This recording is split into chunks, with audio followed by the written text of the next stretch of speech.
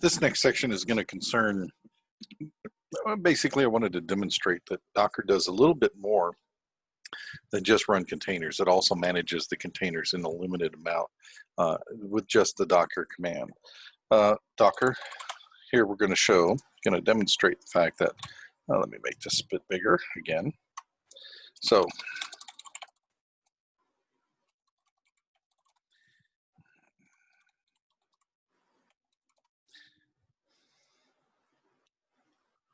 what you'll notice is that there's nothing running.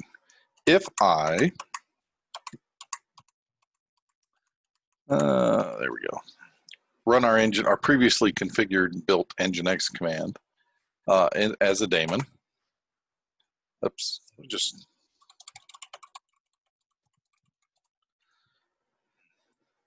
that happened because I already had defined it.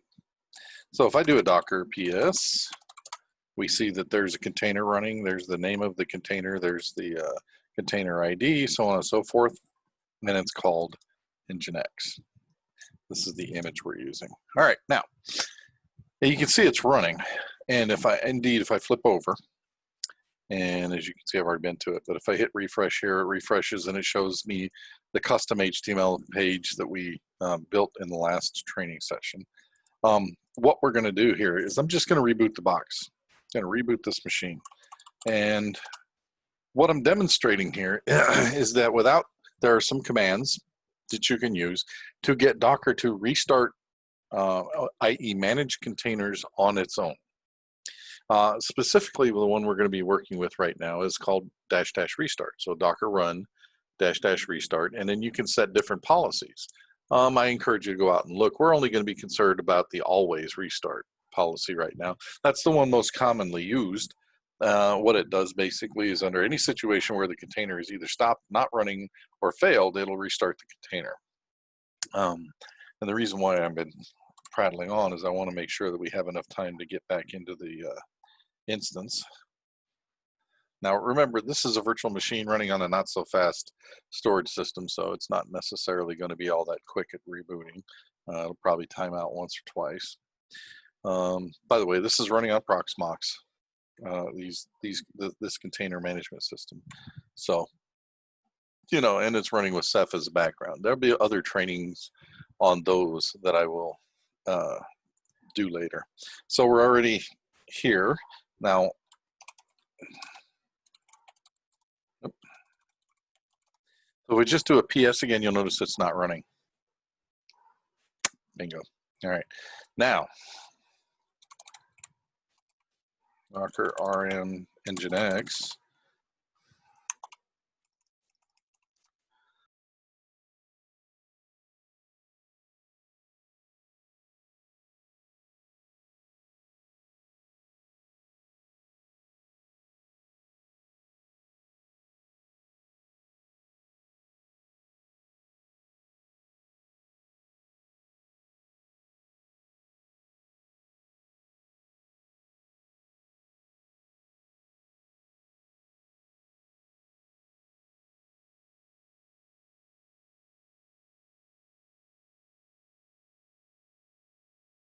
Command or anything like that to this. So there's an expose that we did, if you recall from our last training, that tells it what port is exposed, and it'll automatically map that port for you. And unless you do something special with networking, it will expose that port on the local machine. So anyway, we're going to rerun this.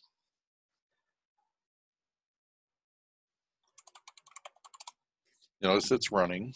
Let's double check the website. Should get a 404 actually from that. Refuse to connect. Well, I may have lied. May too. I think we're cached. Yeah, see. Now it says can't be reached. So what we're doing is wrong. Hold on a second. Let's show you how to fix this. Just gonna stop it. Remove the container.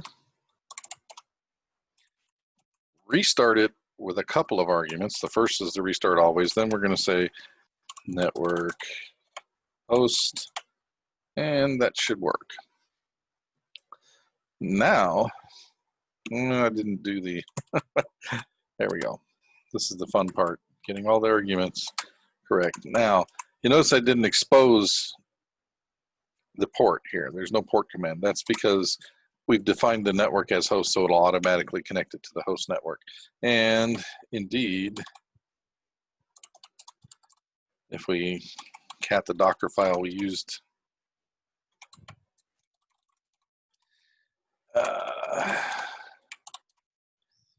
you'll notice that it defines the services exposed on port 80. So again, Docker PS, and we have one thing about entry points. Docker containers do not start init. So the basic startup command for a particular operating system is not run by default.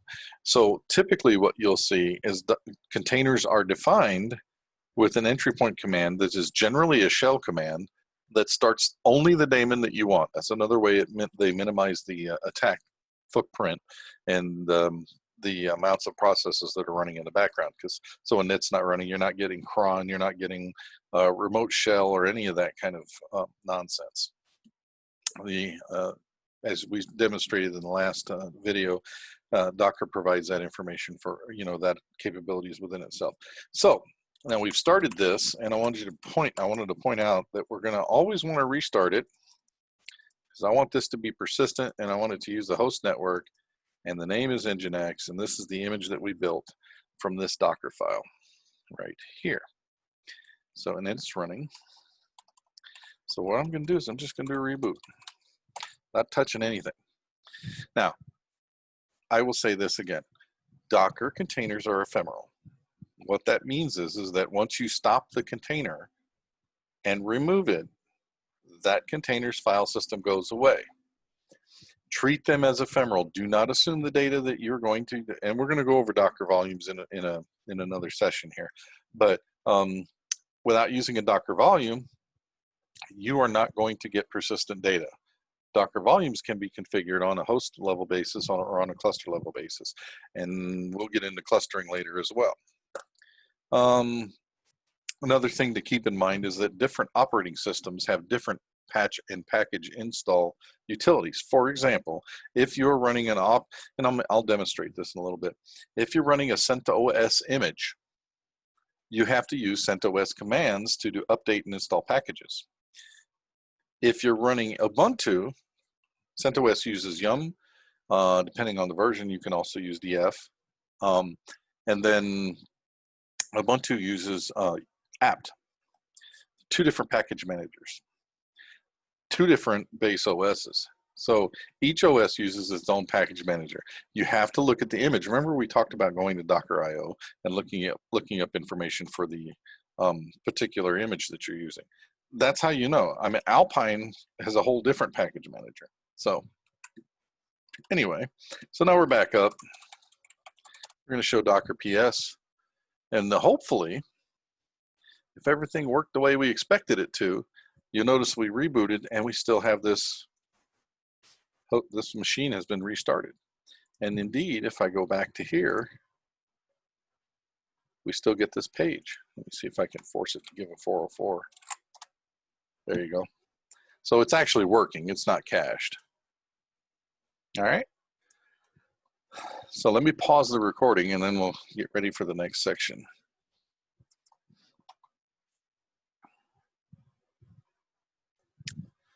Now I wanted to give you guys a working example of what I meant by the package managers are different. So we're going to use a base image of Docker CentOS. I'm going to introduce another command that you haven't seen before. Well, another argument. RM, that means once this virtual machine is done running, clean up after yourself. IT, which is interactive. We're going to use CentOS, and I want to run the bash command.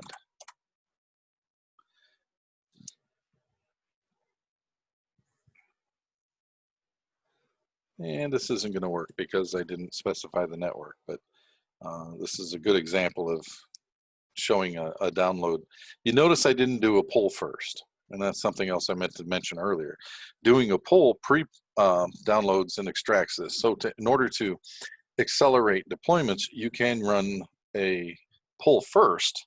The pull still takes as long as it's going to take, but you can then switch to a new container image or a container tag in your deployment almost instantly. Again, something that we're going to talk about in more advanced topics. But it's just about through here. I should get a bash prompt in CentOS. It says it downloaded it. This is the digest that it gave. And I should get a prompt.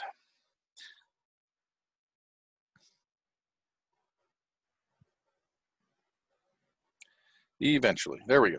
So this is the actual instance name. CentOS uses the container ID. So you do that. Now, this should fail, I believe. Notice it's not talking to the network here. Yep, failed loaded. So we're going to exit. And what should happen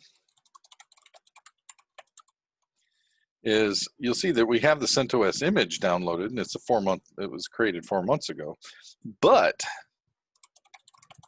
we don't have any machines running. Okay. Now, let's take this guy. Well, we do. Let me rephrase that. We have the Nginx machine running. We're going to do network host again to give it access to the network. Now, again, with CentOS, it's a peculiarity. The host name should be here, but I didn't specify. So, anyway, yum y update. Now, this should work. And you notice it's downloading updates.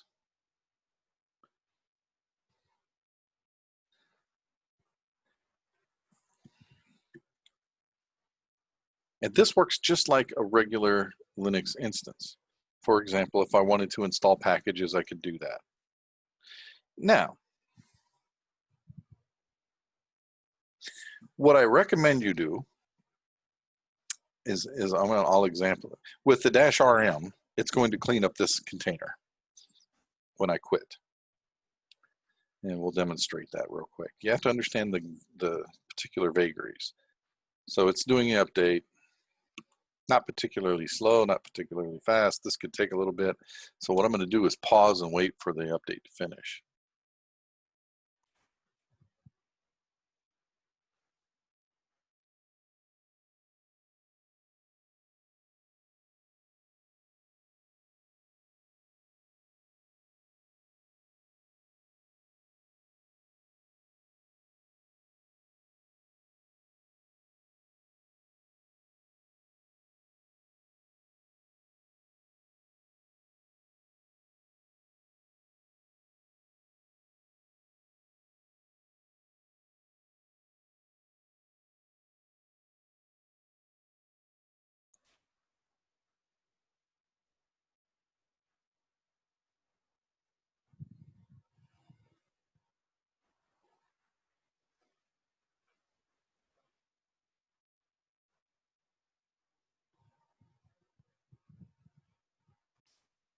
Okay, so that container has updated. If we exit the container, because we used this argument here, remove, the container is no longer available. However, if we remove that and for remove, the container is no longer available. However, if we remove that, and for ease sake, we'll give it a name.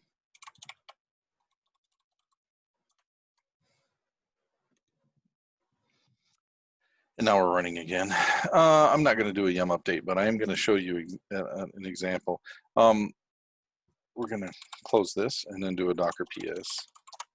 You notice it again has stopped. This is the argument that we're giving it, the -it. IT mean the I stands for keep standard in open even if not attached, and T is a sudo TDY. Basically gives you a command prompt. All right. Anything, whatever the default is set in the container is what you'll get for the command prompt.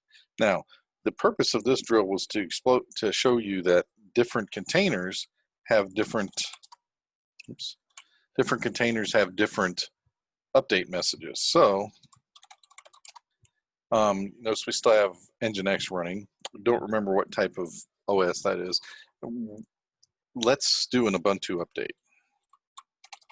So docker run -rm. We're going to do a -it,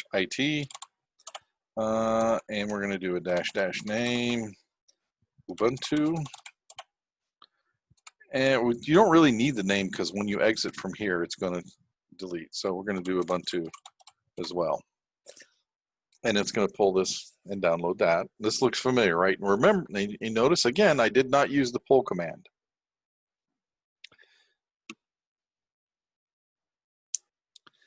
And that's should be starting a new image for us, or new instance. So you notice we have Ubuntu.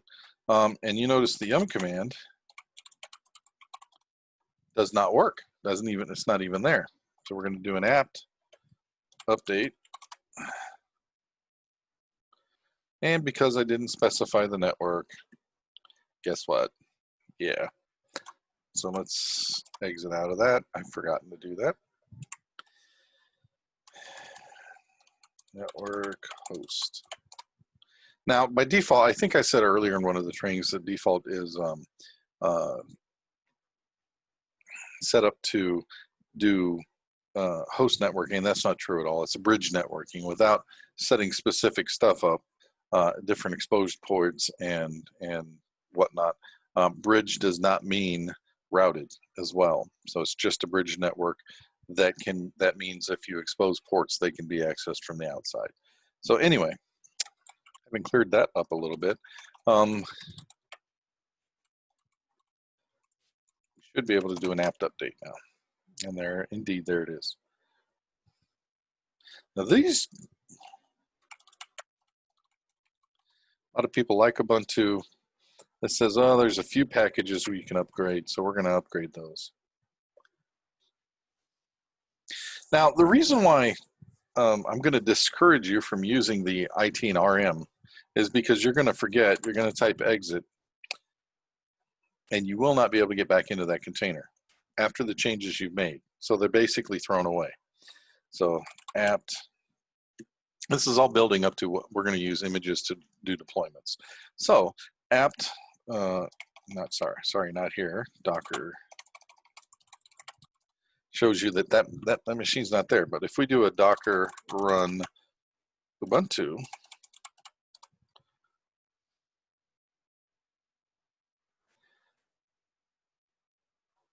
and then a Docker PS, there should be, oh, remember I mentioned that without an entry point, if you don't tell it what to do, it's not going to do anything and it'll just exit. So Docker logs, another command, Ubuntu.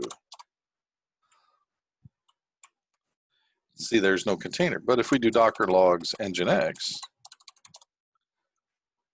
you actually see the content. Now you can do, I think you can do a -f on this.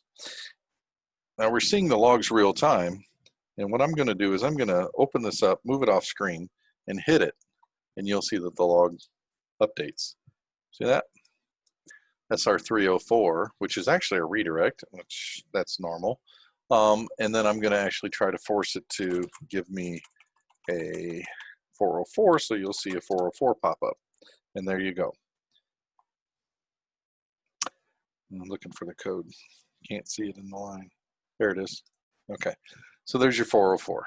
And yes, off screen, I was just doing a.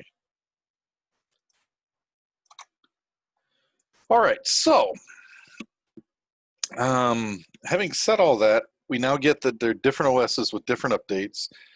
There's ephemeral and